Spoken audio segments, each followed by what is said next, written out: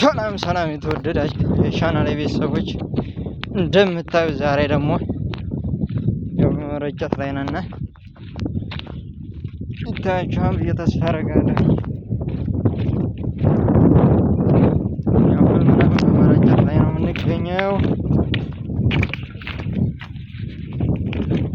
እንደምታዩት ዛሬ ደግሞ